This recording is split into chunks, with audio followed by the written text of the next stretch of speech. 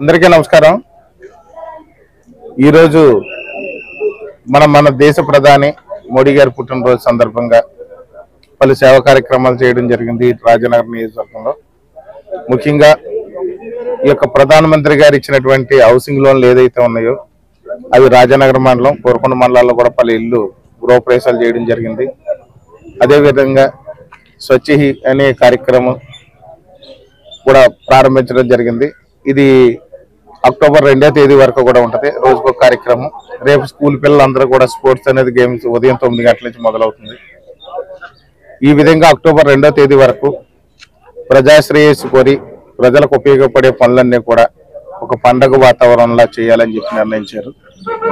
దాని ప్రకారం ప్రతిరోజు రోజుకు ఒక యాక్టివిటీ, స్వచ్ఛ భారత్ అని ఒక రోజు, ఈ స్పోర్ట్స్ అనేది ఒక రోజు, అదే విధంగా కళాకారులతో వీధులన్నీ శుభ్రంగా ఉంచడం ఒక రోజు, ఇలా పలు రకాల కార్యక్రమాలు డిజైన్ చేశారు। దాని ప్రకారం కూడా అక్టోబర్ 2వ తేదీ వరకు కూడా జరుగుద్ది। ముఖ్యంగా ఈరోజు ఈ శ్రీరంగపట్నం గ్రామంలో మొన్న వరదలు వచ్చినప్పుడు కొంతమంది ఇబ్బంది పడ్డారు, కొంతమంది ఇళ్లలో కూడా నీరు వచ్చేయడం జరిగింది। ఈ శ్రీరంగపట్నం గ్రామానికి బురద కాలువల పూడికలు గత 5 ఏళ్లు కూడా తీయకపోవడం వల్ల ఎక్కడికక్కడ ఎప్పటికప్పుడు గంటలు కొట్టేస్తున్నాయి। వర్షాకాలం వచ్చిన దగ్గర నుంచి కూడా ప్రతి క్షణం ఒక గండం, ప్రతి క్షణం ఒక ఏం జరుగుద్దన్న భయాందోళనతో ఈ యొక్క గ్రామం ముందుకు నడుస్తుంది। వర్షాలు వచ్చేసి వరదలు వచ్చేస్తున్నాయి, ఇంట్లోకి నీళ్ళు వచ్చేస్తున్నాయి। ప్రతిసారి ఆఫీసర్లో సంబంధిత అధికారులు, రాజకీయ నాయకులు, తెలుగుదేశం, జనసేన, బీజేపీ 3 పార్టీల నాయకులు అందరం కూడా అందుబాటులో ఉండి ఎప్పటికప్పుడు సమస్యలు పరిష్కరిస్తున్నాం। అయినప్పుడు కూడా మొన్న వరదకి కొంచెం ఎక్కువ రావడం వల్ల నీళ్లు కొంతమందికి పునర్వాస కేంద్రాలు కల్పించాము। పునర్వాస కేంద్రాల్లో స్కూల్లోకి షిఫ్ట్ చేసి చంటి పిల్లలకు పాలు, నీళ్లు, అదేవిధంగా భోజనాలు, టిఫిన్లు సక్రమంగా వాళ్ళకి అందజేసి వాళ్ళ దుప్పట్లు కూడా ఇవ్వడం జరిగింది।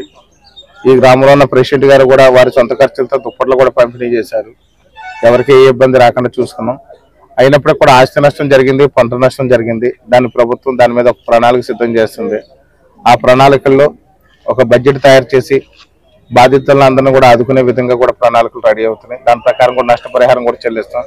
ఈరోజు తక్షణ సాయంగా బియ్యం, కూరగాయలు, అదేవిధంగా 3000 రూపాయలు కూడా ఇవ్వడం జరుగుతుంది। మొన్న వచ్చి కూరగాయలు ఈ యొక్క కిరాణా సరుకులు ఇవ్వడం జరిగింది। ఈ రోజు అందరికీ కూడా ఎంతమంది బాధితులు ఉంటే అంతమందికి కూడా 3000 చొప్పున ప్రతి బాధిత కుటుంబానికి కూడా 3000 ఆర్థిక సాయం కూడా అందజేస్తున్నాం। త్వరలో నష్టపరిహారాన్ని కూడా అందజేస్తాం। Thank you.